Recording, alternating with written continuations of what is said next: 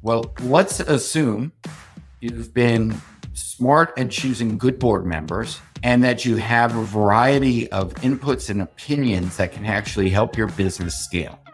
So now your choice is, do I use this time to do a PowerPoint flip through, or do I use this time to actually deal with some core issues? This is Revenue Makers, the podcast by 6 Sense, investigating successful revenue strategies that pushed companies ahead. So Simon, are you feeling a little nervous about something that might be coming up, or ready to go? A little nervous. A little nerves are good, but also so ready to go. We have our board meeting tomorrow. And so what better way to prep for that than maybe have a member of the board on the podcast? It's good for two things. One, we can just really get into the prep, talk about it, but also, so Gary Survis, who's an operating partner at Insight Partners, he is part of our board, but sits on a lot of different boards and really is at a unique position because he's an operating partner again. So operating meaning he was a marketer, he's been in business. So he's sitting from that lens of done the work that's being done by the people that are in that particular meeting, the executive team.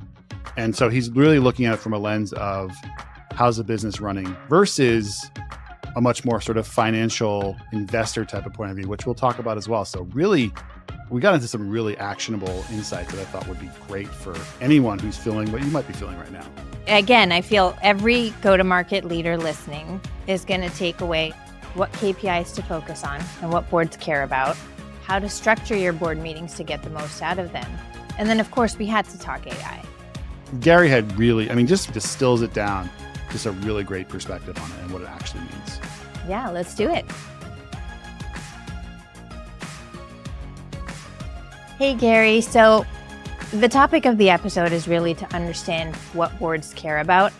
And I would venture to guess that what boards care about now versus maybe a couple of years ago is different because of what you like to call unprecedented times. Do you want to share a bit more about that?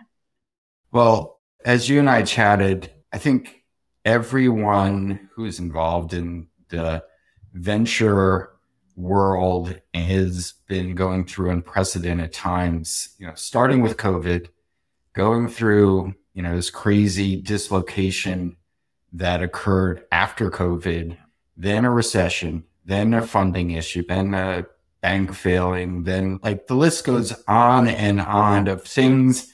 It's just a lot for many of our companies to deal with. It's just a lot of change. And that change has pushed a different funding environment, a different exit environment. And that impacts how companies are making choices about their runway. How much runway do they need? What are the things that the board is expecting the company to do? And I would say, first and foremost, the idea of growth at any cost, that stopped, sometime in 21.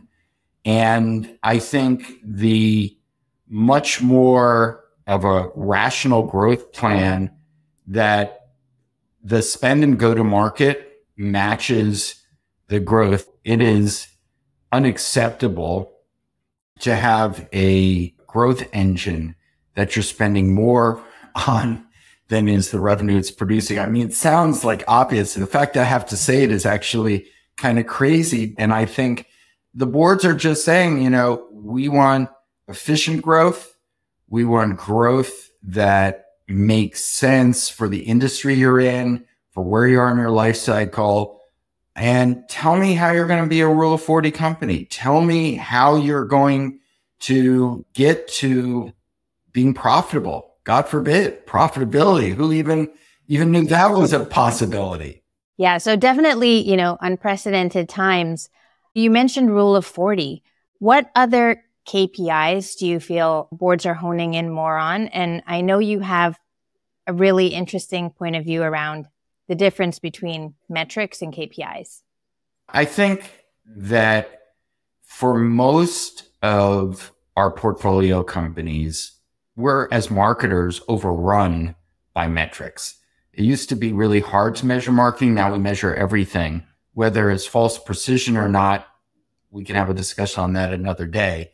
But the key point here, and the thing that I think matters, is really much more about the metrics you need to optimize a tactic are different than the KPIs that you measure the success of a function. And so if you're in marketing or sales, you need to move up a level for the board. They need to be hearing about what a KPI really is meant to do, be an indicator of the health of your business. These should be not 20 things. It should be a handful of KPIs that you know for your business. I can tell you, as a marketer, I would be always looking for, I want to know what my conversion rates are. I want to know what my ASPs are. I want to know what my selling cycle is. I want to know how much pipeline I'm contributing, and I want to know how much it's costing to create that pipeline. If I tell you that, you will know the overall health of marketing. That's a good segue too, because you mentioned, your background, you're a marketer, right? And you've been an operator. And I guess talk about the difference between operators and financial people, because of who's sitting on a board is a very different type of approach, what they're thinking about, what their goals are versus that operator who's thinking about innards, I guess you could say, of the business. I agree with that characterization. It's a little bit of Mars and Venus here going on. If you are a board member, I have a lot of respect, especially not an operator board member like myself, but more a true investor perspective. It is an incredible skill that you have in being able to cancel out the noise and focus on what is needed or what you believe is needed at this particular time. And the world is much simpler if you're an investor, because your world works as, if I do this, I get that. And as I tell people all the time in operating roles, you and I can have a beautiful discussion of all the complexity and the details to get right in order to execute on this. But in the end, it has to bubble up to a board level discussion or a CEO level discussion, as it might be, where I believe we need to do this in order to get that.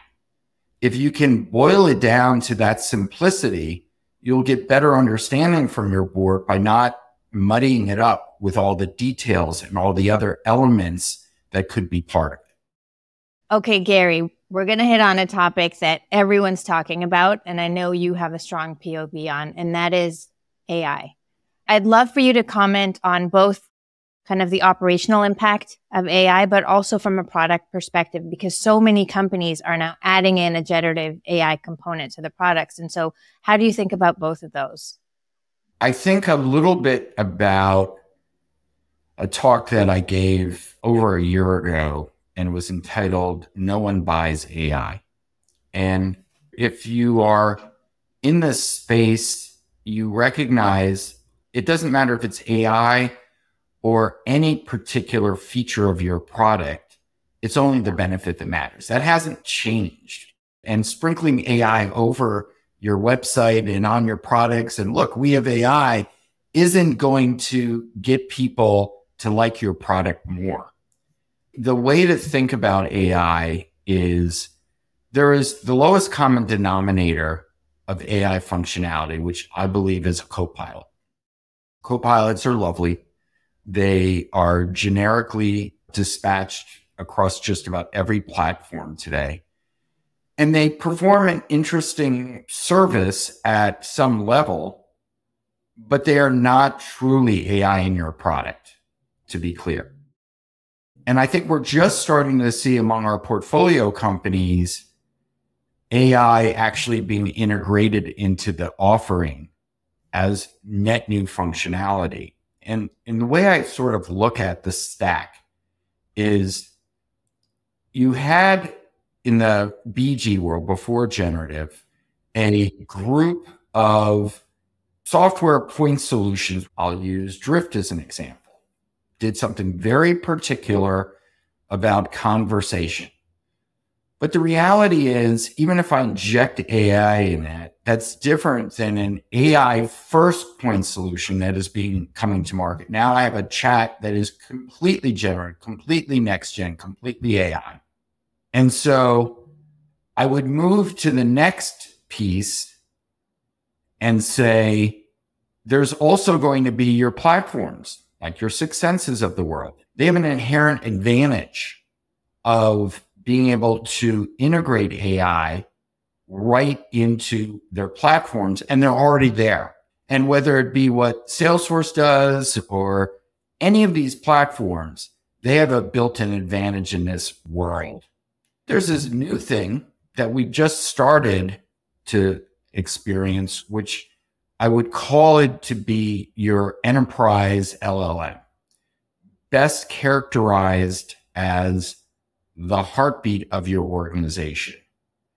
And so that heartbeat of your organization is driven by the insights that your LLM at an enterprise level gathers. That's telemetry data from your product. That's the CRM data. That is information that's first party, second party, all of that coming together to really drive insights that plug into other platforms that a Sixth Sense may be leveraging. That's your proprietary LLM insights. And so I think AI across software is evolving quite a bit in that regard. So in that evolution, I think there's been this sort of everyone's, what are you doing? What's your AI strategy? Whether you're a marketer, salesperson, whatever it may be, despite the fact that we're in a world of budget cuts and efficient growth and do more with even less and all that. Do you think that budgets and priorities are opening up, even though everything else might be tight? So, you need to invest. We know there's efficiencies there. Like, are you seeing that where there's suddenly line items for generative that weren't there before? I think it's a really interesting time. I think that the board wants to see the impact of AI, but they don't want you to invest too much without showing that you're going to have impact from it. And I think if I were to both put a board hat on as well as an operator hat, I think our goal should be to look at a workflow instead of what I would call random acts of AI, like, oh, I can write a blog quicker, or, oh, I can do emails quicker. How do I meaningfully change my process and workflow by injecting AI and do the hard work of measurement and what it looks like at the other end? I had a portfolio company that I work with that basically said, we run a ton of ads and we basically eliminated our design team. We're able to generally do the design. We also got rid of all of our stock photography. And so measurable savings, better process. And by the way, the lift on the ads is better. They can take an image and change that around to work in Europe or Mexico. It doesn't matter. Like, we know that image works. We'll just generatively change it to the way we want it to be because we know it performs. And that's incredible power. It's better, more effective, and cheaper. That should be a no-brainer. The impact of AI on our internal workflow has been huge. In the past quarter, 18% of total pipeline was generated using conversational email. 25% of new business pipeline, believe it or not. If you'd asked me a year and a half ago even what I think the impact would be, I would never have even imagined that 25% of new biz pipe could be generated using AI, but it's here and now. So it's crazy. One of the things that I've gotten comfortable with is I spend all day thinking about this, looking at talking to smart people like you folks and realize this is a really, really small part of the world that is doing this and seeing this. And there are people I talk to that Gen AI thing haven't even touched it. And so I believe what you're seeing is just the tip of the iceberg.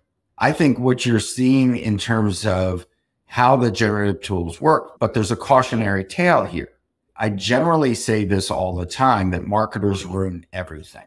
I say that because we are always looking for an advantage, looking to do something better. And what we'll do is we'll hammer that advantage into obsolescence. Everyone will do it, and therefore it won't work. what's going to happen is we're going to generate better emails, more effective emails.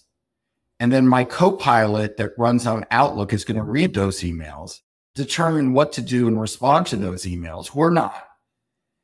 And we're going to be back where we were again at some level, which I don't have a really good answer yet for what we're going to need to do.